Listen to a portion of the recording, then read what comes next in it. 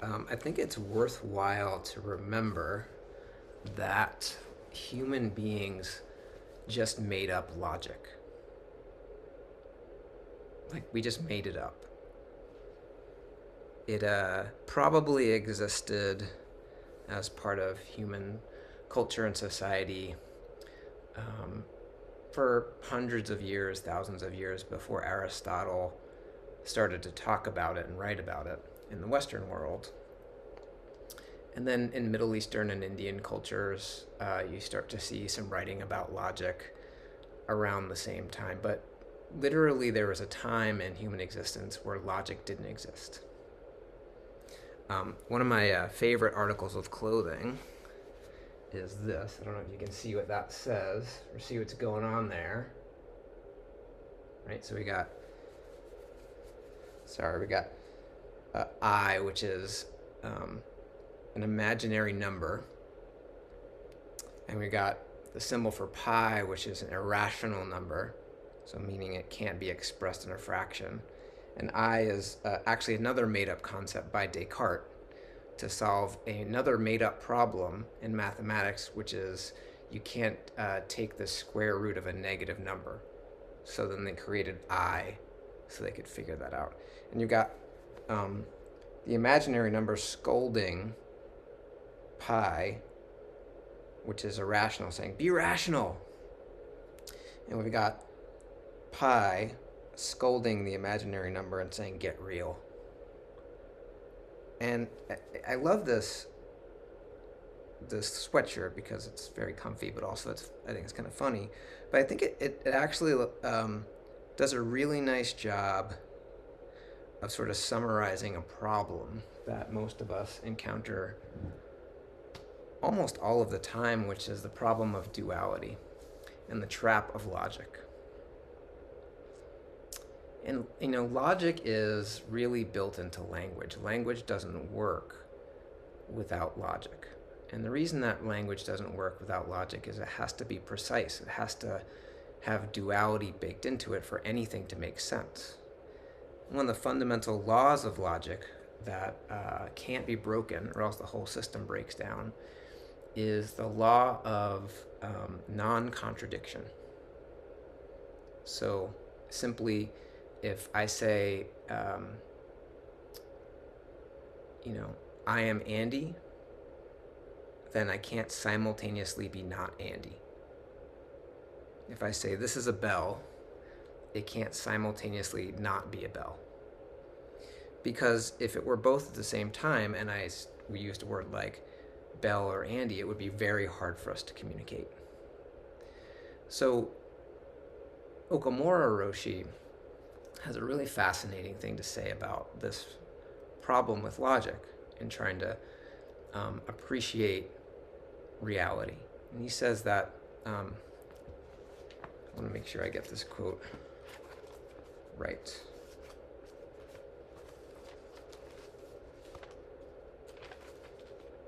Yeah, he says, when we use the principles of logic, we avoid contradiction. So we cannot see reality as a whole.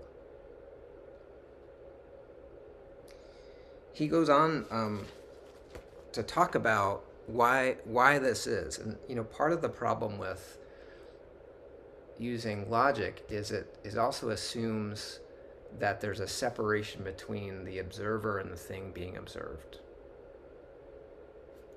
This is a bell. Clearly, it's not me. This is a separate thing from me, so it's a bell. So I can say this is a bell, and then I can say this is not a bell, right? But, Okumura points out that, we can never step out of the network. We are all part of reality. We can't step out of it and then observe something inside of it. There's no way to do that. But logic sort of creates this illusion that we can. The thing is, when you start to try to make sense of reality, grasp it, it becomes very reductive very fast. You have to start to deliberately ignore all of the contradictions that are just part of life. So, for example, just naming something like I'm Ryushin. Hello. Am I always Ryushin? My dog doesn't ever call me Ryushin. My wife certainly doesn't call me Ryushin. Have I always been Ryushin? Before I had a name, my parents named me, and I was just born. I wasn't Ryushin. I was Andy. But before that, I wasn't anything. I was just, I guess. But even now, so I guess you'd have to say that I'm Ryushin, but I'm also not Ryushin. So, see, logic kind of breaks down really quickly. Well, which is it? And that's the problem. Which is it? It's both. As soon as we start to try to grasp or understand things, we have to ignore reality so that we can say, I know what this is. But as soon as we know what it is, it's not that. Buddhist logic is a little bit different, and it's confusing from the perspective of the logic we're used to. Buddhist logic largely can be tied to Nargarjuna, and he developed, and it was refined over the centuries, something called four-cornered logic. And the truth that Buddhist logic is pointing towards is a different type of truth than Western logic is pointing towards. Western logic wants us to whittle down in a very reductive way reality to one concept that we can say, there it is. Buddhist logic wants us to experience reality, or the truth of reality, as an experience, and embrace all of those contradictions which are true. So four-cornered logic is sort of like this. So, hi, I am Ryushin. I'm also not Ryushin. I am simultaneously Ryushin and not Ryushin. And I'm also neither Ryushin and not Ryushin. Which is lots of contradictions, and if you try to understand that from, by following that law of non-contradiction, it doesn't make any sense. But when you really, sort of drop into your experience of life as it unfolds from moment to moment, and you sort of let go of logic, let go of trying to make sense of it, I think you can maybe start to experience that reality unfolds simultaneously and differently than how your mind wants to carve it up. Even take like a quality that you think you have, kindness. So you might think, I'm kind. Okay, are you always? What's the opposite of kind? Mean? Right, so sometimes you're kind, and sometimes you're not kind. So you'd have to say, depending on the moment, that either you're kind or you're not. And then if you step back even further, you'd have to say, well, you're kind and you are not kind. And if you step back and further, you'd have to sort of notice that you are also not merely kind or not kind. There's much more to you than those two qualities. And depending on your perspective, you doing a thing you think is kind might be unkind, and you doing an unkind thing might be kind. So it gets, right? But I think if you really kind of pay attention to your life, life is kind of like that. It's ambiguous. So it gets even more complicated than that because, logic and being able to carve things up into concepts is part of reality. So, things are logical. Things are also not logical. Things are both logical and not logical, and reality is neither logical nor not logical. This is why we just sit zazen. Because when we sit zazen, we just experience life unfolding as it is. We sit with our back straight. We keep our eyes open. and our ears open and our senses open and experience reality as it unfolds. We breathe softly into the belly and we let go of thinking. Not push it away. It's not about not grasp it. We just let that unfold too. Our practice is experiencing the truth of reality as it unfolds. It's not about understanding it, putting into a concept that we can say, now we've got it.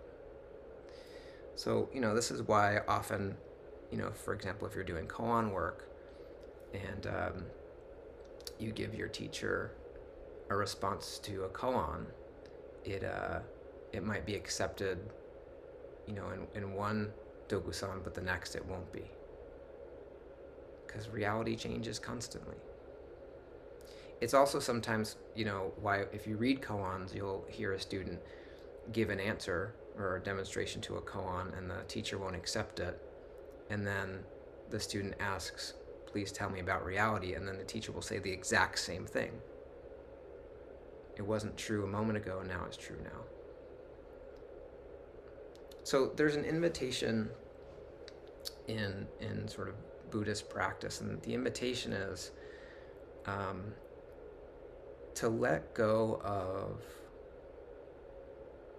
really our obsession with understanding life, so we can just sort of say, got it, and then put it away.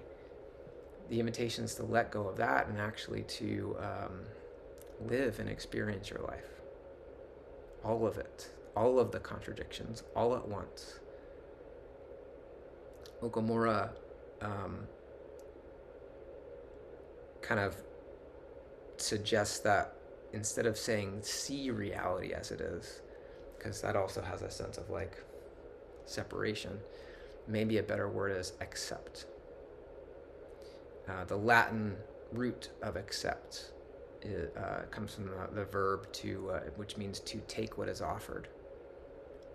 And that really kind of matches really nicely with Dogen's expression Jiju Zanmai, or self-realizing samadhi, or as he puts it, the self-receiving and using the self. If we're part of the network and we exist as individuals, but we also don't exist as separate entities, we're, the self receiving and then using the self right from our position and the function that we have. So when you kind of notice these contradictions in your life and, feel stuck and confused about how could this be? I love my dog, but I hate walking him. How? It's like both of those things are true, and they're not true. And it's not merely just about that. And the whole thing, it's like, just go walk the dog. That's the thing. So maybe just as you're practicing, especially if you notice that you're getting caught up with maybe struggling with contradictions or trying to understand, see what happens if you can just, let go of logic and trying to resolve anything and simply be and acknowledge what is and see what that's like. And if you do that again and again and again and again, you might start to experience reality and experience your life in a way that is more intimate and inclusive and dynamic and vital, and not in a way that feels like a problem to be solved so you can then live your life. So, I don't know. Be rational, get real. How about just like practice and live and be?